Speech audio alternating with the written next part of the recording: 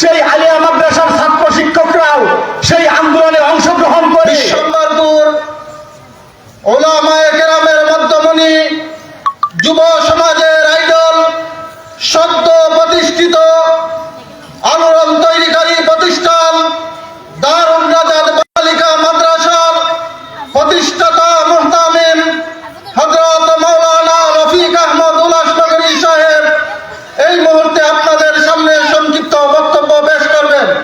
হযরতকে তার সংক্ষিপ্ত সার গর্ব বক্তব্য পেশ করার জন্য আজকের ইন্তেজামিয়া কমিটির পক্ষ থেকে বিনীত অনুরোধ করছি।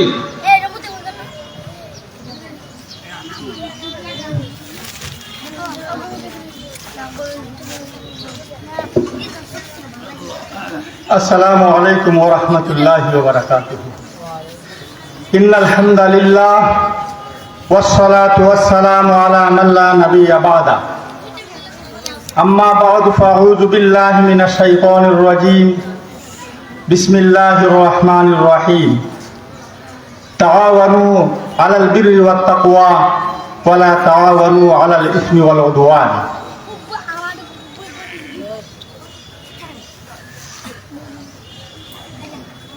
কওমি মাদ্রাসা ঐক্য পরিষদ বিশ্বম্বরপুর উপজেলা কর্তৃক আয়োজিত আজকের এই কওমি মাদ্রাসার ইতিহাস ঐতিহ্য অবদান শীর্ষক আলোচনা সভার সম্মানিত সভাপতি মঞ্চে উপবিষ্ট হয়েছেন আমাদের রাহবর প্রখ্যাত মুফাসসির কোরআন হযরত মাওলানা তাফাজ্জুল হক আজিজ সাহেব।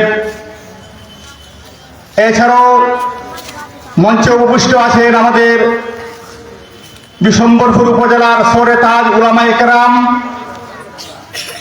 প্রিয় ছাত্র সমাজ ও আপামর তৌহিদি জনতা। আজকের এজেন্ডা নির্ধারিত, আলোচনা হবে সেই এজেন্ডার উপরে নির্ধারিতভাবে। কওমি মাদ্রাসা এটা জাতীয় মাদ্রাসা। কওম মানে জাতি, জাতির মাদ্রাসা কওমি মাদ্রাসা।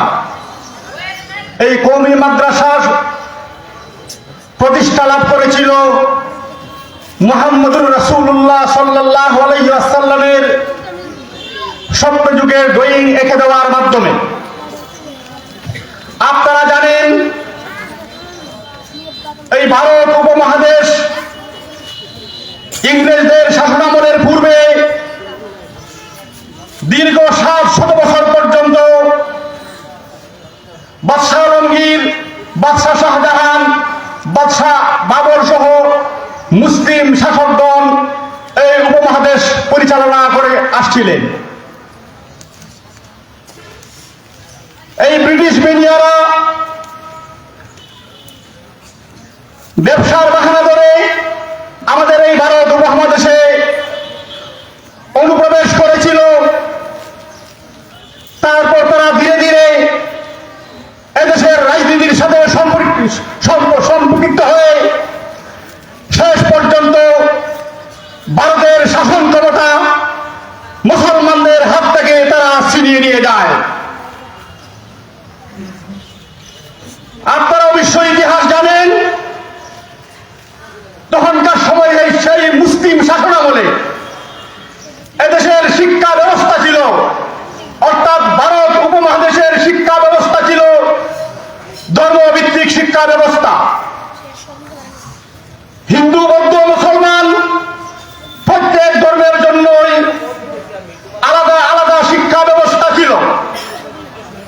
তখন সময়ে এই উপমহাদেশে 12 লক্ষ মাদ্রাসা ছিল।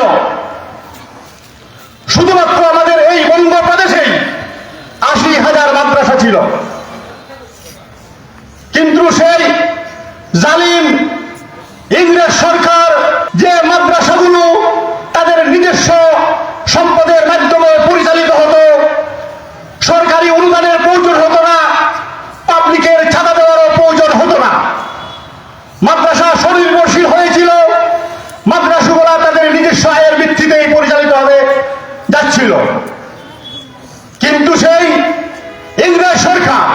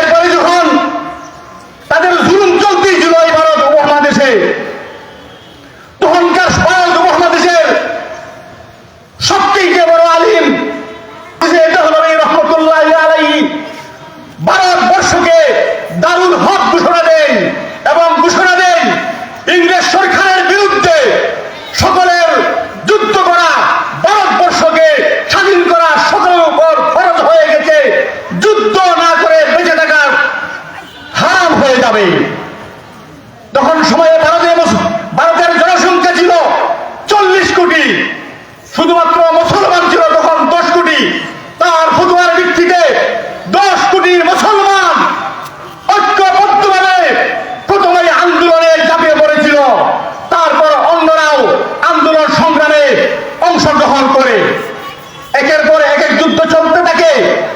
ইতিহাস অনেক লম্বা, সময় অত্যন্ত সংক্ষিপ্ত। এইভাবেই চলমান যুদ্ধ, কিন্তু বিজয় আসেনি। শেষ পর্যন্ত রাষ্ট্র হারা হলো, ক্ষমতা হারা হলো, মানুষ সঠিক দিন ধর্ম শিখতে পারলো না। অপরদিকে যে একটা মাদ্রাসা সৃষ্টি করে দিয়েছিল যখন কলকাতা আলিয়া মাদ্রাসা, সেই আলিয়া মাদ্রাসার ছাত্র শিক্ষকরাও সেই আন্দোলনে অংশগ্রহণ করে। এই কারণে তারা দেখলো কোরআন হাদিস পড়ে তারা আমাদের বিরুদ্ধে যুদ্ধ করে, এখানেই তাদেরকে যুদ্ধ শিখিয়ে দেওয়া হয়, তাদেরকে অনুপ্রেরণা দেওয়া হয়। তাই তারা কলকাতা আলিয়া মাদ্রাসা থেকে, পাঠ্যপুস্তক থেকে তারা তাফসীর এবং হাদিসকে উঠিয়ে দিল। তাফসীর এবং হাদিস যেখানে উঠে যায় সেখানে মাদ্রাসায় আর থাকে নাকি, শিক্ষাটা কি? তাই ভারতের উলামায়ে কেরাম আল্লামা কাসিম নাযমি রাহমাতুল্লাহি আলাইহি তখনকার সময়ে বিজ্ঞ আলেমদেরকে নিয়ে পরামর্শ করলেন, আমাদের দ্বীন এবং ধর্ম, আমাদের ইসলাম হেফাজতের জন্য আমাদেরকে মাদ্রাসা প্রতিষ্ঠা করতে হবে। তাই 1866 খ্রিস্টাব্দে মাদ্রাসা প্রতিষ্ঠিত হলো। তারা যখন পরামর্শ করলে যখন সবাই ঘুমিয়ে পড়লেন, মাওলানা রফিউদ্দিন রহমতুল্লাহি আলাইহি স্বপ্নে দেখছেন নবী করিম সাল্লাল্লাহু আলাইহি ওয়াসাল্লাম আসছেন।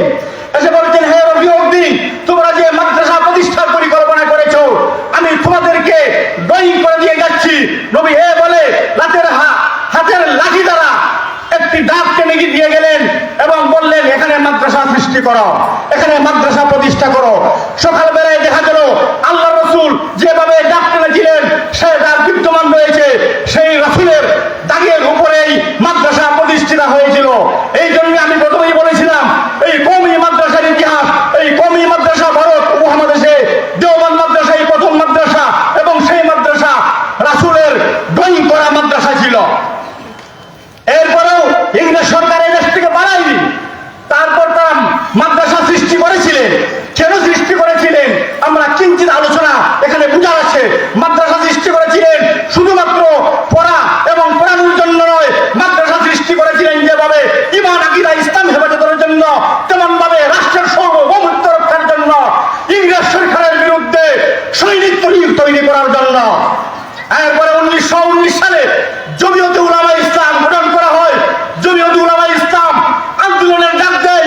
জমিয়তে উলামায়ে ইসলামের আন্দোলনের চাপে সমস্ত ভারতবর্ষ একত্রিত হয়ে তাদের বিরুদ্ধে যুদ্ধ নেমে পড়ে। এরপর ভারতবর্ষ স্বাধীন হয়। 1947 সালে তারা ভারত থেকে লেজ গুড়িয়ে বয়ে পালিয়েছিল। এই হলো আমাদের কওমি মাদ্রাসার ইতিহাস। আমি শেষ করে দিচ্ছি 1 মিনিটের মধ্যেই। আমাদের অতীতে এখানে বসা আমাদের কওমি মাদ্রাসা শুধু ভারতীয় উপমহাদেশের ইতিহাস নয়।